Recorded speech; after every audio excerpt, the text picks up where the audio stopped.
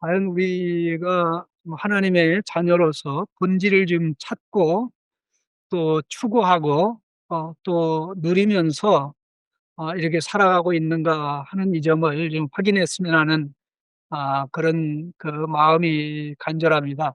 오늘 특별히 이 본문에 보면 12절, 13절에 자녀들아, 그 다음에 13절에 아비들아, 그 다음에 청년들아 이렇게 나옵니다. 그리고는 14절에 가서는 이제 이 세 단어가 그대로 반복되어 나오는데 이제 14절에 아이들아, 그 다음에는 이제 이 아비들아, 그 다음에 맨 마지막에는 청년들아 이렇게 나옵니다. 근데 성경에 우리가 잘 알고 있는 그런 그 이 칭호가 이렇게 반복적으로 나오는 것도 놀랍지만 또 우리가 그 생각하고 기대하는 거와는 좀 다른 방식으로 소개되는 게 참으로 놀랍습니다. 예를 들어서 우리가 아래에서부터 위로 소개하든지 위에서부터 아래로 소개하든지 예를 들어서 아이, 뭐 청년, 또 부모, 어른 이렇게 가겠죠. 그러면 위에서부터 소개하면 이제 어른, 뭐 그다음에 이제 또 청년, 맨 밑에 아이가 되겠죠. 근데 이러한 그 순서를 완전히 무시하고, 아이, 그 중간에 아비가 들어가고, 그리고 이제 맨 마지막에 청년이 들어간 것을 우리가 좀 주목을 할 필요가 있고요. 그 다음에 또 하나는 이 아이와 관련해서, 자녀와 관련해서 말하는 내용이 다르고, 아비와 관련해서 말하는 내용이 다르고, 청년과 관련해서 말하는 내용이 다 다릅니다.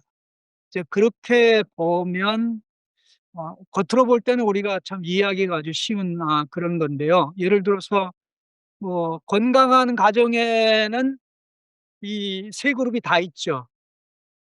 미래가 있는 가정, 현재가 안정된 가정, 미래가 있으려면 자녀들이 있어야 되고, 현재가 안정되려면 부모가 있어야 되고, 또 또 힘있게 나가려면 젊은 패기가 있어야 되고, 자, 그러게 되는데, 그래서 어른이 없어도 현재가 불안하고 아이가 없으면 미래가 참 불확실한 이런 것들을 뭐 국가에 적용해도 되고 가정에 적용해도 되고 또 교회에 적용해도 되는데 과연 이 본문 말씀에서 저자가 우리에게 성령으로 말씀하고 있는 내용이 무엇일까 하는 이 부분을 좀 잠깐 나누기를 원하는데요. 이 아이와 관련해서 말씀하는 내용하고 또 아비와 관련해서 말씀하는 내용, 청년과 관련해서 말씀하는 내용이 각각 다른 것을 보면 이 동일한 그 신자를 서로 다른 각도에서 서로 다른 각도에서 보는 것이 가장 정확한 예가 아니겠는가 하는 그런 생각이 듭니다. 제일 먼저 특별히 그 자녀, 12절에는 자녀, 뭐 14절에는 아이로 나와 있는데 거기에 대해서 언급하는 중대한 내용이 있습니다. 그게 하나는 죄용서 12절에 자녀들아 내가 너에게 쓰는 것은 너희가 너희 죄가 그의 이름으로 말미암아 물론 이름 때문이란 뜻이죠. 사함을 받았다. 죄용서를 언급하고 그리고 14절 상반절에서는 아이들아 내가 너희에게 쓴 것은 너희가 아버지를 알았으며 이렇게 두 가지만 얘기하고 있습니다. 하나는 죄 용서와 죄 용서하신 분이 바로 어, 우리를 하나님의 자녀로 삼았다는 거죠. 그렇다면 이 말씀을 통해서 우리에게 가르쳐주는 굉장히 중요한 이야기는 이 자녀라는 용어와 아버지라는 용어가 연결이 돼 있다는 것이죠. 하나님은 예수님 때문에 우리의 죄를 용서하신 것으로 끝난 것이 아니고 더 나아가서 우리를 하나님의 아들, 딸로 입양해 주셨다는 것을 우리가 좀 깊이 생각해 볼 필요가 있는데요. 사실 우리는 대부분의 경우에 그 재용서 받은 것만 놓고 생각하는 경우가 굉장히 많습니다. 뭐 그것도 대단한 거지요. 왜냐하면 재용서를 받지 못하면 뭐 지옥의 형벌을 피할 길이 영원히 없습니다. 어떤 방법으로도 죄와 정죄와 사망의 그 심판을 피할 길이 없는 상황이기 때문에 그 자체만으로도 정말 어마어마한 은혜인데, 만일 하나님께서 우리에게 예수님 때문에 베풀어 주신 은혜가 단지 죄 용서해 주는 것으로 끝나고 거기서 멈춘다 그러면 어떤 일이 벌어질까? 분명한 거 하나 있습니다. 지옥은 안 갑니다. 지옥은 갈 수가 없어요. 그런데 천당 가는 거, 또 그 이후에 새하늘과 새 땅에 들어가는 거는 보장이 안 돼요. 죄 용서 받음으로 결국 이 지옥에 안 간다는 거, 영원의 형벌 안 받는다는 것이지 그다음에 다른 건 없다는 거죠. 우리가 이거는 일상 경험에서 너무나 잘 알고 있는 내용인데, 사실 뭐 사면을 대통령이 이제 중요한 시기에 사면도 하고 우리 결정하고 그랬는데, 그 어떤 사람을 사면해 줬다고 해서 그 사람을 자기 아들로 삼아야 되는 이유는 하나도 없죠. 그건 별개죠. 그런데 예수 그리스도의 은혜가 너무나 위대하고 놀라운 것은 우리를 죄 용서함으로 끝난 것이 아니라 복음의 말씀으로 우리를 예수 생명 가진 자로 중생시켜서 우리가 본심으로 예수를 믿게 하고, 예수를 믿을 때 하나님의 아들로, 하나님의 딸로 입양해 주신 거죠. 그리고 우리로 하여금 하나님의 자식으로 살 수 있도록 돕기 위해서 예수님의 성령, 아들의 성령을 우리에게 부어주신 겁니다. 그렇다면 우리가 가장 귀하게 여기고 소중히 여겨야 될 신분이 뭐냐라고 할 때, 우리가 하나님의 자녀라는 것이죠. 자녀라는 것이죠. 제가 이제 목회를 2010년부터 시작해서 지금 뭐 10년이 좀 넘게 진행되어 가고 있는데, 목회하면서 제가 깨닫는 게 뭐냐면요. 교회에 하나님의 자녀가 너무 없다라는 생각이 너무나 많이 들어요. 자녀의 기쁨, 자녀의 희열, 자녀의 감동, 이런 게 전혀 없고 도대체 무슨 관심을 가지고 살아가는지 놀라울 정도로, 그래서 그런 얘기를 자주 합니다. 이 땅의 사람들 가운데 기도할 때마다 하나님을 아버지라고 부른 예수님, 예수님만큼 하나님의 아들로서 아버지를 누리고 아버지를 알고 그 아버지의 모습을 가지고 살아간 사실 존재가 없다는 거죠. 우리에게 예수님이 물론 기도를 가르쳐 줬습니다마는, 사실 기도라는 게 자식이 아버지에게 자식으로 살 수 있게 해 달라고, 아버지의 뜻을 받들어서 자식으로 살아갈 수 있게 해 달라고 기도하는 것이 굉장히 중요한 핵심이거든요. 예수님의 기도가 사실 전부 다 거기에 들어 있고 그게 다 핵심이라고 말할 수가 있는데, 우리는 이 엄청난 신분의 변화, 즉 다시 말해서 우리가 하나님 앞에 섰을 때 목사로 서는 것도 아니고 선교사로 서는 것도 아니고 또 뭐 직업인으로 서는 것도 아니고 또 교수로 서는 것도 아니고, 오직 하나, 영원히 변하지 않는 신분, 즉 하나님의 자녀라는 신분 때문에 설 수가 있는 거죠. 아무리 뭐 이런 거 저런 거 내세울 거 자랑할 게 있어도 사실 우리가 자녀가 아니라면 도무지 하나님 앞에 설 수가 없죠. 그 옛날에 제 딸이 어렸을 때,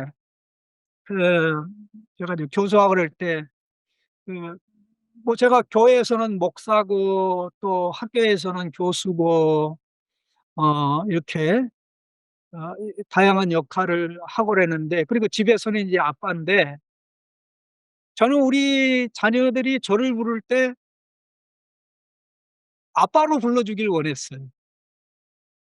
교수로 불러주거나 목사님으로 불러주면 한 번 정도 불리는 거는 좋았지, 어, 계속 뭐 목사님으로 부르거나 또 교수님으로 부르고 그러면 굉장히 기분이 나빴어요. 그 이유는 뭐냐면, 내가 부모로서 그 가정에서의 관계는 부모 자식의 관계인데, 내가 얼마나 그 나를 인정하지 않으면 아빠라고 안 하고 그러는가 하는 그 생각을 해봤는데요. 사실 이게 바로 우리와 하나님과의 관계에서 하나님이 우리를 향해서 가지실 수 있는 그 마음이라는 것을 좀 어느 정도는 생각이 좀 가능한 것 같아요. 하나님을 아버지로 부른다는 게, 내가 하나님을 어떻게 이해하고 누리고 있다는 것을 보여주고, 또 내 자신을 정의할 때 하나님의 자녀로 정의한다는 그런 어떤 중대한 의미가 있기 때문에, 내가 이러한 관계가 아닌 다른 관계로 하나님 앞에 나간다 그랬을 때, 거기서 비롯되는 문제는 사실 말로 다 할 수 없이 큽니다. 기도의 근본이라는 것은 자식이 아버지께 나아가 교제하면서 아버지의 마음을 알고 아버지의 생각을 알고 아버지의 뜻을 받들어 예수님이 사신 것처럼 이 땅에서 아버지를 드러내고 나타내는 삶을 사는 거지 않습니까? 그런 관점에서 보면 가장 중요한 부분이, 사실 자식에게 있어서 가장 중요한 부분이 하나님 아버지를 알고 누리는 거거든요.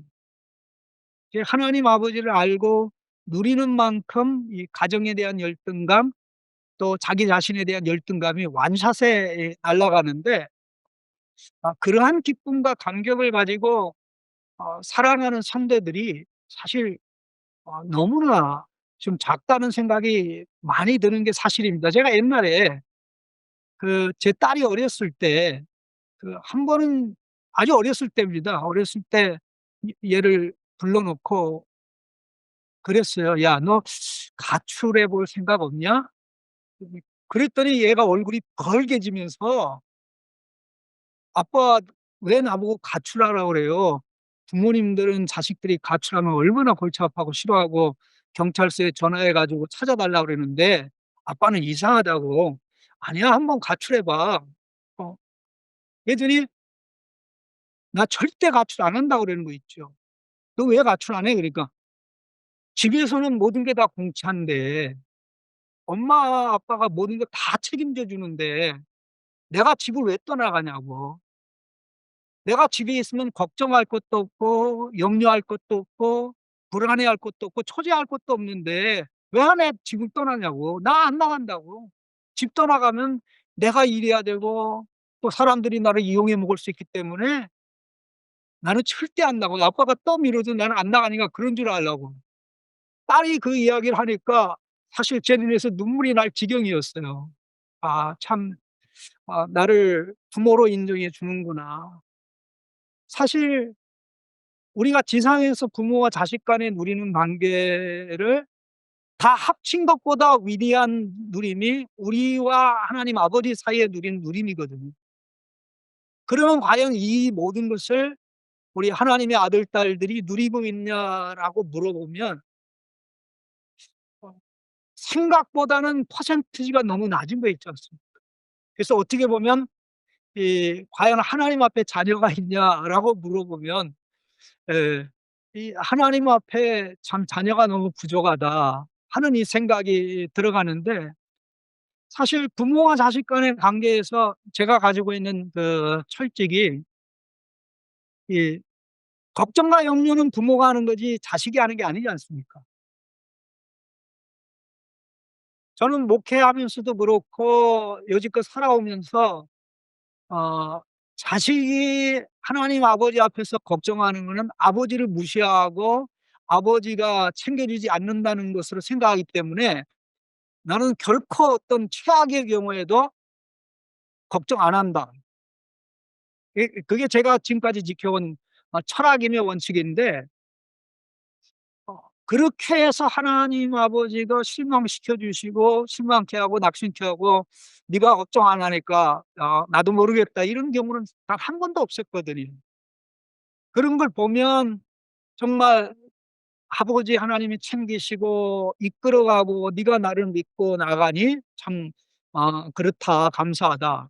우리가 이 신앙이 건강하면 건강할수록 이 아버지에 대한 그 자식의 의존도가 깊어지는 게 성경이 가르치는 진리의 말씀 아닙니까? 이게 세상의 부모와 자식의 관계하고 하나님과 우리의 관계는 정반대인 것이, 부모는 될 수 있으면 우리가 독립을 해서 효도해 주기를 원하죠. 요즘은 독립을 안 하니까 문제죠. 계속 죽을 때까지 책임져 달라고 그러니까.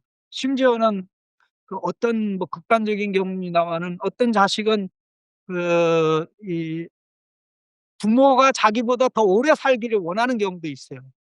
그 이유가 뭐냐면 그래야 부모가 이 자기를 끝까지 책임져 주니까. 아주 극단적인 사례인데, 그러나 부모 입장에서는 사실 빨리 독립해서 효도하기를 원하죠.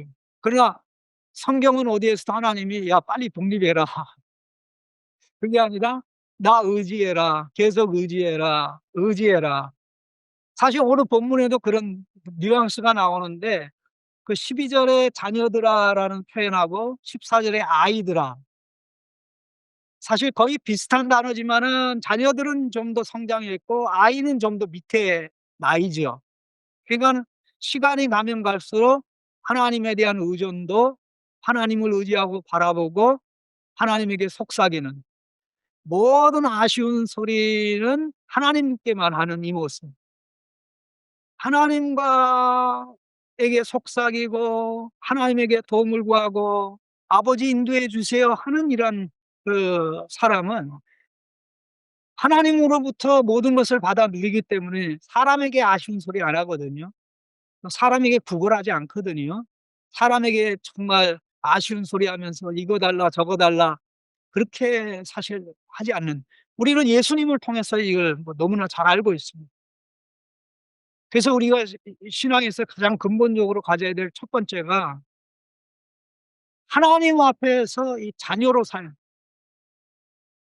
모든 것 다 내려놓고 뭐 교수든 목사든 뭐 사업가든 자녀가 아니면 하나님 앞에 설 길이 없고, 죽어서도 자녀가 아닌 자는 하나님 앞에 못 갈 테니까 가장 중요한 영혼이 남는 이것을 잡고서 정말 하나님의 자녀로 살고 아버지를 누리는데 과연 프로가 돼 가고 있느냐 하는 이 문제가 가장 중요한 첫 번째 문제라고 생각되고요. 그리고 두 번째 이제 언급된 내용이 이제 아비인데, 이 아비에 대해서는 오직 한 가지만 말씀하고 있습니다. 그 한 가지 내용은 13절에 태초부터 계신 이를 알았다는 것입니다. 내내 14절에도 똑같습니다.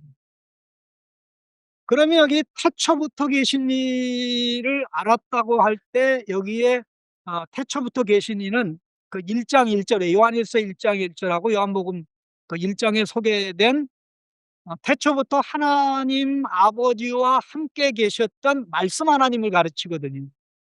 그렇다면 말씀 하나님이신 예수 그리스도를 알고, 이게 알미 과거의 시작에서 지금 현재 진행되고 있고 또 앞으로도 계속 갈 걸 얘기하는 거거든요. 그렇다면 예수님과의 그 사귐의 시작이 돼서 사귐이 이렇게 진행되어 가는 가운데 그 결과 형성되고 빚어지는 것이 아비의 모습이라는 겁니다.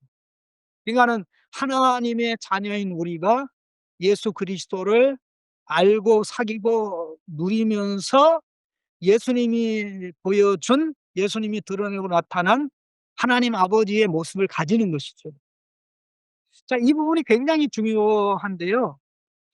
과연 우리가 예수님을 얼마나 알고 누리고 있는가라고 물어보면 너무나 그 예수님 누림이 어 정체되어 있지 않은가 하는 그런 생각을 하지 않을 수가 없는데, 사실 요한일서에 보면 그 예수님을 누림에 대해서 몇 가지 단계로 이야기하는데, 우리 그 1장 2절 3절 말씀에 보면 특별히 1 절에도 보면 우리가 들은 바요 눈으로 본 바요 자세히 보고 손으로 만진 바라.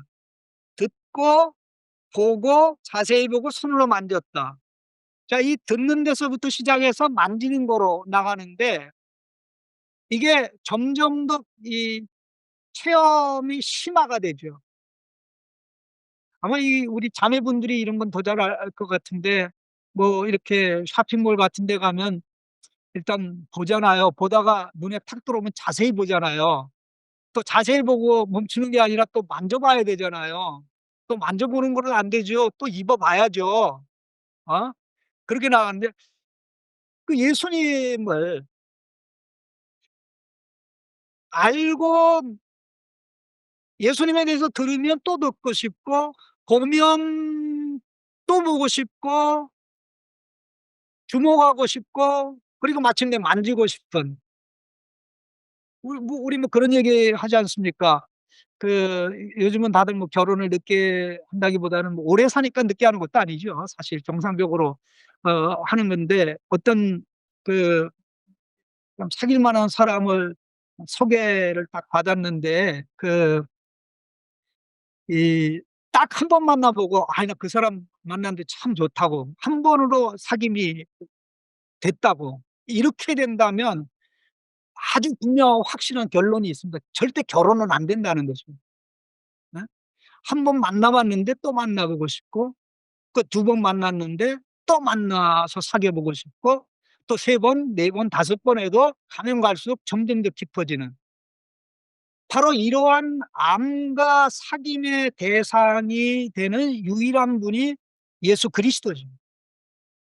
그럼 예수 그리스도를 알면 알수록 예수님이 이 땅에서 보여주신 아버지의 모습을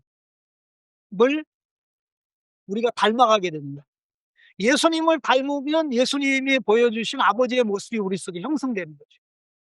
자, 그럼 어떻게 됩니까? 아버지를 드러내고, 아버지를 나타내고, 아버지의 일을 하고, 아버지처럼 책임지고, 문제를 해결하고, 수고하고 애를 써서 그 모든 혜택을 입혀주는. 자, 그렇다면 이 아비는 어떤 모습일까요? 결국 예수님이 세상에서 우리를 대할 때 우리를 아버지의 마음으로 보여준 그 모습이죠. 그렇다면 우리는 하나님 앞에서는 자녀로 서는 거고, 사람 앞에서는 예수님을 알고 사귀고 닮은 결과 예수님의 모습으로 사람을 대할 때 그 모습은 베푸는 아비의 모습이죠. 책임지는 모습이지요. 아이가 아니라, 달라는 아이가 아니라 주지 못해 안다라는, 문제가 일어나면 책임을 나에게 돌리고, 문제가 일어나면 해결책이 무엇이 있는가 해결책을 찾고, 예수님이 아버지의 마음을 가지고 가서 우리의 모든 문제를 해결하듯이, 그러니까 하나님 앞에서는 자녀고, 또 예수님과의 깊은 사귐을 통해서 빚어지고 형성되면 결국 예수님의 삶이 우리의 삶이 되는 거죠. 그러니까 예수님이 보여준 모습이 드러나서, 예수님이 드러남으로 하나님 아버지가 드러나고 나타나는 이 모습이야말로 하나님께서 우리를 예수님 때문에, 예수님이 하신 일에 근거해서 우리를 아들로 딸로 삼으신 목적이 이루어져 가는 굉장히 중요한 부분이죠. 자, 그렇다면 사실 요한일서에 보면 참 재미난 게, 교회의 문제는 예수님을 잘못 아는 데서부터 출발합니다. 그래서 맨 마지막에는 뭐 교회가 분열이 되죠. 그리고는 그들이 믿는 예수님이 성경의 예수님이 아니라 자기들의 사상과 주장에 따라 새로 만들어낸 예수님이 되죠. 그래서 요한일서 맨 마지막 절, 그 5장 마지막 절에 가면 자녀들아 우상을 멀리하라, 그런 말씀으로 끝납니다. 자녀들아 우상을 멀리하라. 그런데 요한일서에서 우상에 대해서 단 한 번도 얘기한 적이 없거든요. 근데 우상을 멀리하라는데 그냥 우상이 아니라 그 우상입니다. 그 우상. 예수 우상이죠. 예수. 예수 우상. 예수님을 자기 마음대로 만들어서 예수님 이런 분이야. 예수님은 신이지 사람은 아니야. 또 현대 사람들은 예수님은 사람이지 신이 아니야. 이게 다 예수 우상이거든요. 시대마다 다 다름이 나타나는데 성경이 가르쳐주고 보여주고 교훈하는 대로 그것을 받아들이고 누리고 체험해서 그 예수님으로 빚어져가는 모습이 사실 아버지의 모습이라는 거죠. 그렇다면 교회도 그렇고 사회도 우리 이런 결론을 좀 내릴 수 있지 않을까 생각하는데, 하나님 앞에 자식 없고 이 세상에 어른 없다. 참 안타까운 일이 아닐 수 없는 그런 상황인데요. 그래서 저는 이것 때문에 굉장히 많이 고민하고 있고요. 그리고 이제 세 번째 마지막은 청년에 관한 이야기인데 전투적인 이미지입니다. 전투적인 이미지. 그래서 13절에 청년들아 내가 너희에게 쓰는 것은 너희가 악한 자를 이겼다. 신나는 거죠. 악한 자, 이 사탄을 얘기하는 것 아닙니까? 주기도문에도 나오는 악에서 구원하소서. 이게 원래 거기 앞에 반사가 붙어 그 악한 자에게서 구원하십시오. 이 마귀의 존재를 믿지 않으려고 하는 사람은 자꾸만 추상적인 악으로 생각하는데 참 어리석은 일이 아닐 수 없죠. 그리고 14절에는 좀 더 상세하게 너희가 강하고, 청년들아 내가 너희에게 쓴 것은 너희가 강하고 하나님 말씀이 너희 안에 거하시며 너희가 흉악한 자를 이겼다. 여기 흉악한 자랑 악한 자는 원문에는 똑같은 단어입니다. 근데 번역하는 과정에 좀 바꿔놨어요.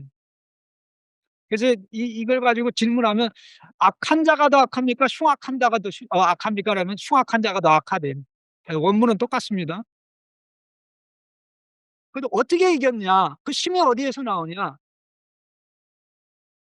하나님 말씀에서 나온다는. 말씀으로 강한 자가 청년이라는 거죠. 말씀으로 무장해서 마귀와 싸워 이길 수 있다는 거죠.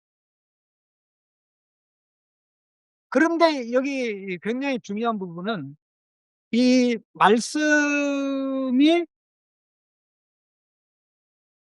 머리에 있다는 얘기가 아닙니다.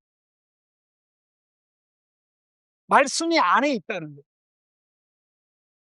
거예요. 하나님의 말씀이 내면화됐다는 거죠. 그러면 하나님의 말씀이 내면화되기까지는 몇 단계를 거쳐야 됩니까? 많은 단계를 거쳐서 거의 마지막 단계입니다. 말씀을 읽어도 이해 안 되니까 또 읽고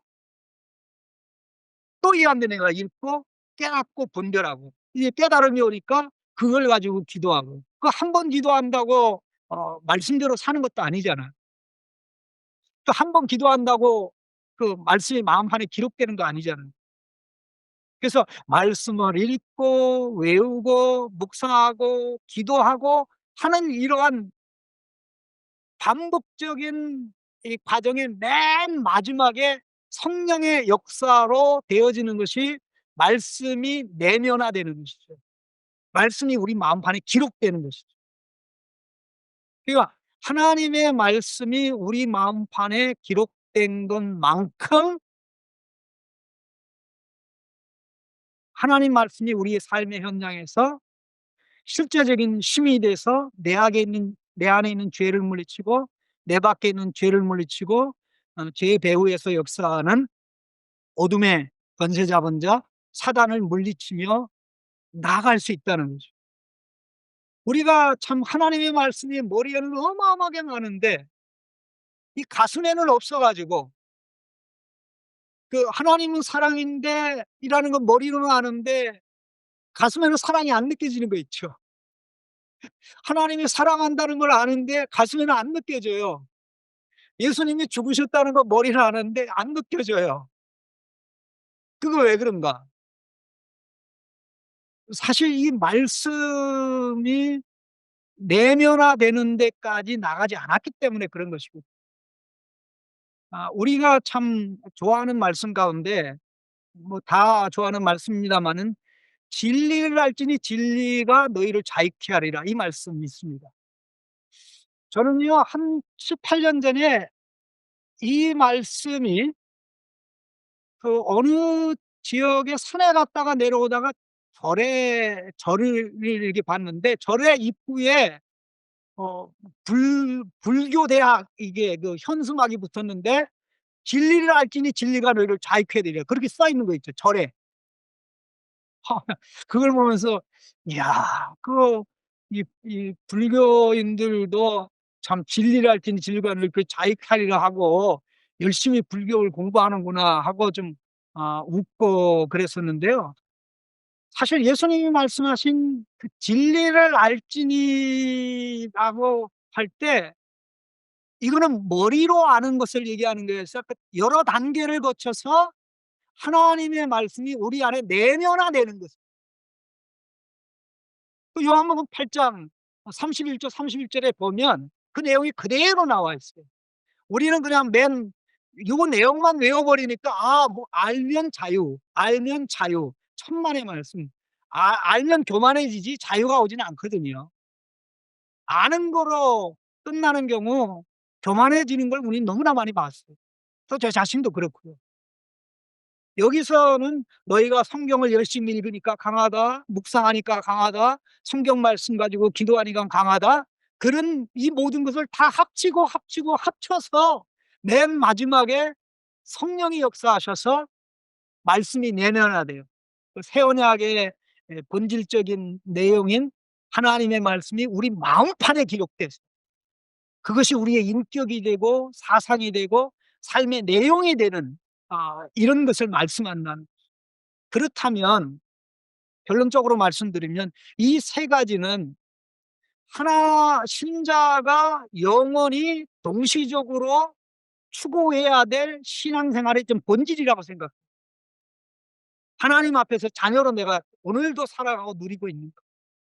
사람 앞에서는 예수님과 깊어지는 사귐의 결과로 예수님이 하나님을 드러내고 나타내고 하나님의 사랑을 실천하면서 아버지의 마음으로 하셨던 것처럼 내가 그렇게 사람에게 아비 역할을 하고 있는 거예요. 그리고 삶의 현장에서는 죄를 대항하여 싸워 이기는, 악한 세력과 싸워 이기는 하나님의 말씀으로 내적인 무장에 대해서 살아가고 있는가?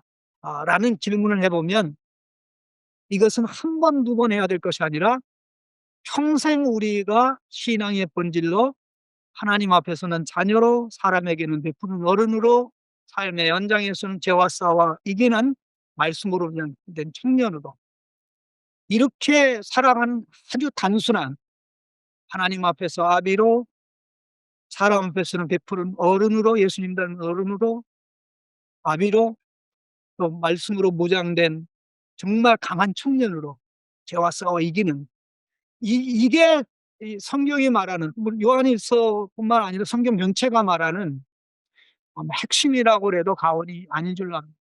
그래서 저는 이러한 이유 때문에 가급적으로 이러한 기도를 교회에서 많이 시키려고 애를 쓰고 있습니다.